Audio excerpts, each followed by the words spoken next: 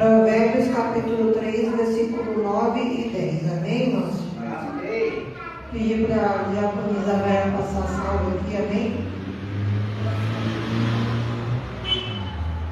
Eu vou ler. Honra ao Senhor com a tua fazenda e com as primícias de toda a tua renda, e se encherão os teus celeiros abundantemente, e transbordarão de novo os teus lagares. Amém, irmãos? Os versículos são claros, irmãos. Fala da gente honrar o Senhor. E honrar o Senhor, a gente dá o primeiro para Ele. É que nem quando a gente faz um bolo. Quando a gente faz um bolo, faz uma festa de aniversário, a gente dá a primeira fatia para quem? Para quem a gente mais ama. Esse é um bom exemplo para dar, assim, em relação a dízimo e oferta. Geralmente é para a mãe. Poucas crianças dão para o pai, né? Mas geralmente é as mães que recebem a primeira fatia do bolo, né? E isso é honrar o Senhor. Assim que a gente recebe o nosso salário, separar os 10% e entregar o nosso dízimo. E a oferta é voluntária, irmãos. A oferta é voluntária.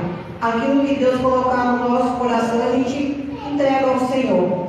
Porque isso é um investimento na obra do Senhor. Dizimando a oferta na porta, vai permanecer aberta mais um mês. E a gente tem visto que mesmo como o pastor sempre testemunha, mesmo com a nossa pouca força que eu digo assim, de poucos dizimistas, o Senhor sempre tem tocado no coração de pessoas que a gente nem conhece pessoalmente, mas pessoas que são tocadas por Deus de outros países para ajudar esse ministério. E graças ao dízimo de cada um de vocês, ofertas, e essas pessoas também de fora, a porta permanece aberta.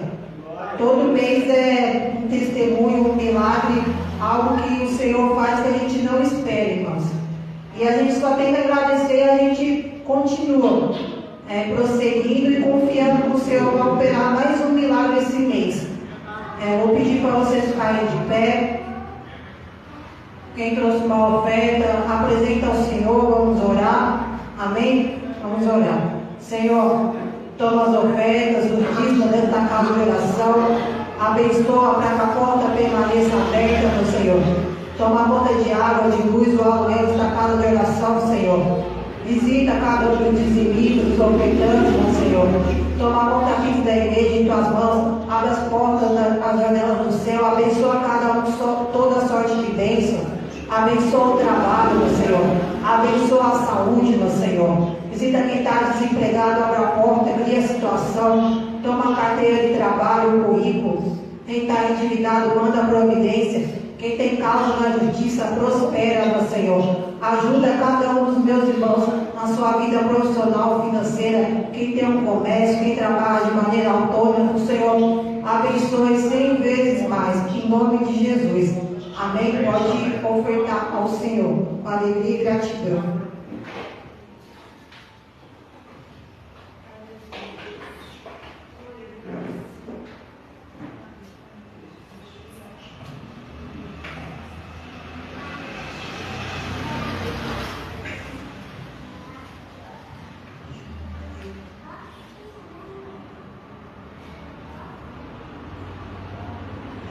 Abram suas Bíblias, irmãos. Agora vamos ministrar a palavra da noite. Abram suas Bíblias em Gálatas, capítulo 6.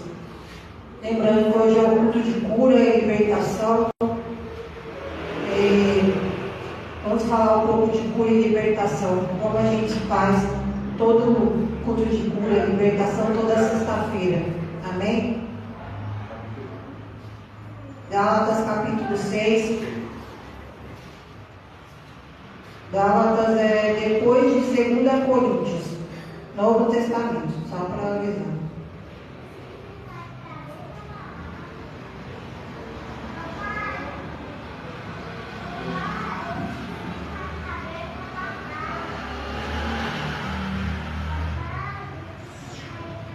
Amém, irmãos?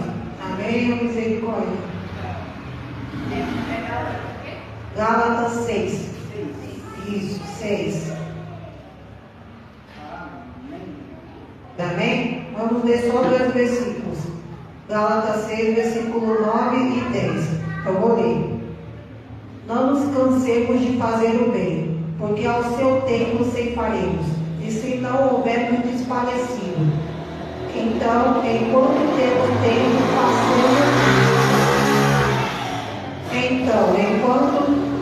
temos tempo, façamos o bem a todos, mas principalmente aos domésticos da fé. Amém, irmãos?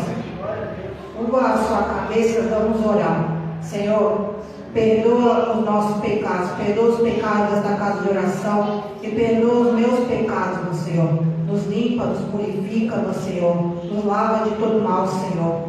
Abençoa esta palavra, meu Senhor. E que haja cura, que haja libertação, meu Senhor. Esta noite, salvação, transformação, Senhor. Em nome de Jesus. Amém, irmãos? Irmãos, essa carta é como as inúmeras cartas que o apóstolo Paulo escreveu. E aqui está falando bem claro, irmão, da gente não se cansar de fazer o bem. Porque ao longo da nossa caminhada cristã, a gente se cansa, não se cansa? A nossa carne não cansa? A gente não tem vontade, muitas vezes, de ficar deitado, em vez de vir para o culto. Mas aí a gente pede forças para o Senhor e nos ajuda para que a gente sempre faça o bem. Porque até fazer o bem, irmãos, não é fácil, porque há uma luta da carne contra o espírito, nós sabemos bem. Porque tudo que a gente vai fazer para o Senhor, o inimigo se levanta. O inimigo quer nos impedir, quer nos entristecer. E por isso a gente precisa pedir para o Senhor nos dar força, nos dar ânimo, nos dar vigor, nos dar revestimento, nos dar estrutura. E isso faz parte do processo de cura e libertação, irmãos. O processo de cura e libertação é um processo diário, irmãos. Todos os dias o Senhor vai nos confrontar para que a gente seja mais parecido com Ele, nas escolhas, nas decisões, para que a gente deixe os velhos hábitos, velhos costumes, para que a gente peça e tenha sede verdadeiramente de ser liberto, de ser uma nova criatura, não só porque a gente aceitou o Senhor, não só porque a gente desceu as águas do batismo e se batizou, mas porque a gente quer ser parecido com Jesus, quer aprender a amar, quer aprender a perdoar, a ter compaixão íntima, porque Jesus ele era assim. Ele tinha amor, tinha perdão e tinha compaixão com todos, e a gente precisa disso. E a gente precisa também, como eu li no versículo 10, praticar o bem, não só para as pessoas da nossa casa, mas principalmente os irmãos da igreja. A gente precisa se lembrar, se nós queremos que nos façam bem, faça você primeiro. Se lembre de Jesus, aquele versículo que ele disse: quando eu estive nu, não me vestiste, quando eu estive com fome, não me deste comida, mas investe. Faz ao contrário. Quando você se deparar com uma pessoa te pedindo ajuda, ajude. Lembre-se, eu estou fazendo para o Senhor, eu estou agradando ao Senhor, ajudando o meu próximo, porque assim o Senhor vai se agradar, assim eu vou estar colocando em prática a palavra dele, assim eu vou estar me fortalecendo, tendo fé, confiando. E o processo de cura e de libertação é um processo árduo, irmãos. É que nem a gente precisa todos os dias orar. Todos os dias a gente precisa orar, buscar o Senhor. E a cura e a libertação é assim mesmo, irmãos. Todos os dias a gente precisa de uma transformação. A gente precisa que o Senhor nos liberte de algo. Nos liberte de um vício, nos liberte de um sentimento ruim, nos liberte de uma tristeza, de uma angústia, de uma preocupação, porque o Senhor Ele conhece, sabe o que se passa com cada um. Liberte de ansiedade, porque a ansiedade mina a nossa fé, faz com que a gente não confie no Senhor, fique preocupado demais. A ansiedade é o mal de muitas pessoas. Por quê? Porque a ansiedade atinge diretamente a nossa saúde. Muitas dores que a gente sente são dores emocionais, irmãos. E dores emocionais são coisas da e a alma só quem cuida é Deus. Você não vai na farmácia e pede, me dá um remédio para minha alma. Não, porque na farmácia não tem, no hospital também não tem. O hospital dos homens, mas aqui é o hospital de Deus. E aqui, tudo que a gente precisa, a gente encontra no Senhor. O alívio, o bálsamo, a proteção, a direção, a sabedoria. Mas a gente precisa dar o passo de buscar o Senhor. Buscar Ele de todo o nosso coração. Pedir, Senhor, eu não quero mais continuar nessa vida. Seja de vício, de idolatria, prostituição, seja o que for. Ou se não, até mesmo, e principalmente, apresentar aqueles da nossa casa. Porque eu tenho certeza que cada um aqui tem algo, uma situação, uma pessoa específica que você conhece, que você sabe que precisa de libertação, que precisa de cura. Mas a gente precisa pedir para o Senhor nos dar estratégia e sabedoria para evangelizar essas pessoas, dar um bom exemplo, e principalmente não se cansar, irmãos. Lembrar que com Jesus a gente caminha, a gente não corre. As pessoas aí fora se cansam por quê? Porque estão sempre correndo, e correndo na direção errada, e nós estamos caminhando com Jesus. Quando a gente caminha com Jesus, a gente se lembra que Ele é o fôlego de vida, que Ele vai renovar as nossas forças, vai nos colocar de pé e vai nos ajudar em tudo que precisamos. Vai abrir portas, vai criar situações, vai trabalhar de maneira sobrenatural a nossa casa, vai realizar os nossos sonhos, porque o que mais pedimos, eu tenho certeza, eu posso falar por mim, irmãos, porque o que mais pedimos é a nossa salvação, mas também a salvação da nossa família, a salvação dos nossos parentes, porque a gente não quer que ninguém se perca, que ninguém vá para o inferno, porque Jesus ele falou muito do inferno, mas ele falou não para que a gente tivesse medo, mas para que a gente entendesse que lá é um lugar ruim, não é um lugar bom para a gente ir para lá, mas para que a gente se arrependa, irmãos.